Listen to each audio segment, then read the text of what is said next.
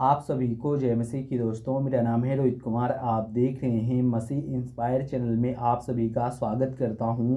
दोस्तों, आप सभी लोगों के बीच में लेके आ चुका हूं। बाइबल के अनुसार मसीह लोगों को इन 3 चीज़ों को नहीं रखना चाहिए।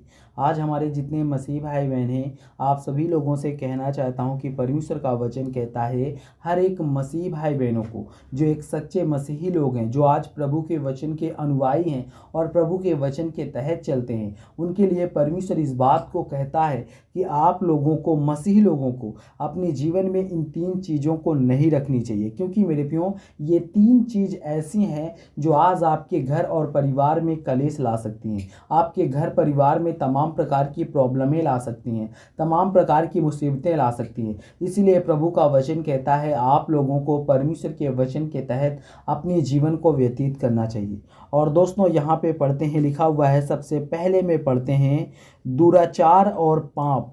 यहाँ पे परमेश्वर का वचन कहता है हर एक मसीह भाई बहनों को अपने जीवन में कभी भी दुराचार और पाप नहीं करना चाहिए। यहाँ पे परमेश्वर कहता है मसीह ने अपने अनुयायियों को पाप से दूर रखने की सलाह दी है। और बाइबल में कई हिस्सों में यह स्पष्ट रूप से कहा गया है कि हमें दुराचार और व्यभिचार और अन्य पापों से बचना चाहिए।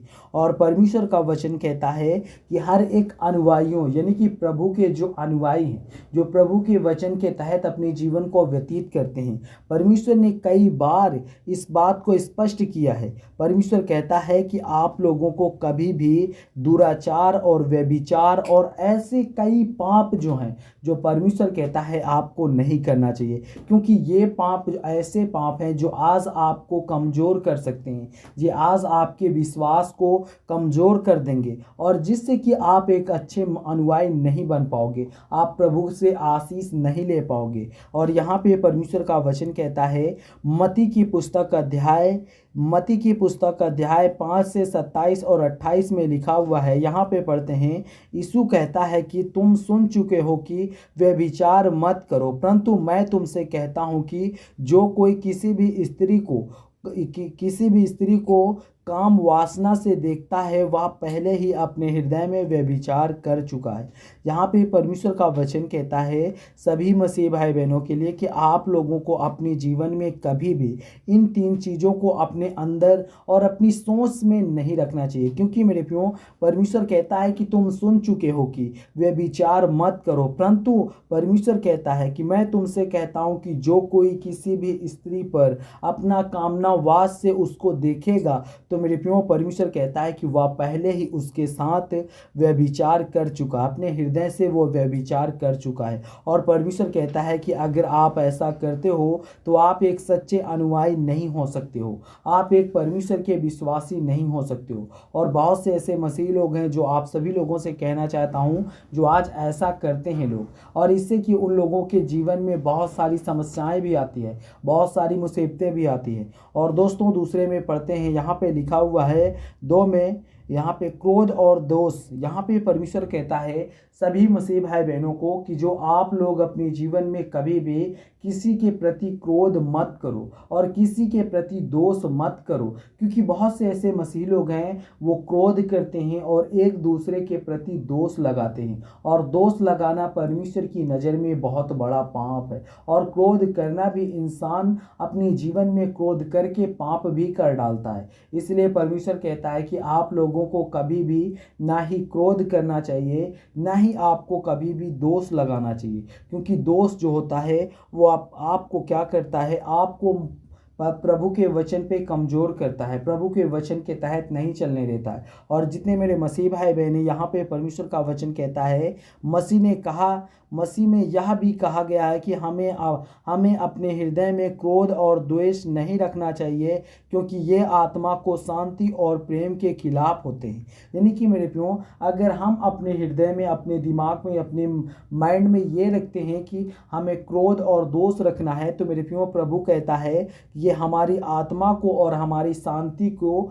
या हमारी शांति में जो शांति खुशी रहती है, यानी कि जो हमारे अंदर शांति है, हमारा जो आत्मा पवित्र है और जो हमारे मन में प्रेम चल रहा है, उस प्रेम को ये अशांति में बदल देता है, जिससे कि आप एक अच्छे अनुयायी नहीं बन पाते हैं। उससे आप लोगों के जीवन में क्रोध आता है, और क्रोध आने के बाद आप एक सच्चे मसीही होकर भी अपने जीवन को बर्बाद कर लेते हो। तो जितने मेरे मसीह भाई बहन हैं, आप सभी लोगों से कहना चाहता हूँ, आप लोगों को विश्वास रखना चाहिए और प्रभु के वचन के तहत अपने जीवन को व्यतीत करना चाहिए। और दोस्तों, यहाँ पे पढ़ते हैं, लिखा हुआ है यहाँ पे मत्ती की पुस्तक अध्याय 5 से 21 और 22 में लिखा हुआ है, यीशु ने कहा है कि तुम सुन चुके हो कि परमेश्वर कहता है कि तुम सुन चुके हो कि हत्या मत करो, परंतु जो कोई हत्या करेगा वह अन्याय ठहराएगा। और परमेश्वर कहता है परंतु तुमसे कहता हूँ कि जो कोई अपने भाइयों से क्रोधित होता है वह न्याय ठहरेगा। यानी कि परमेश्वर का वचन कहता है कि तुम सुन चुके हो कि परमेश्वर कहता है कि हत्या मत करो, और जो कोई हत्या करेगा वो, परमेश्वर कहता है, वो न्याय ठहरेगा। परंतु परमेश्वर कहता है कि मैं तुमसे कहता हूँ कि जो कोई अपने भाइयों से क्रोधित होगा वह न्याय ठहरेगा। और यहाँ पे परमेश्वर का वचन कहता है, 3 में पढ़ते हैं, धन और भौतिक संपत्ति की अत्यधिक प्रेम रखना।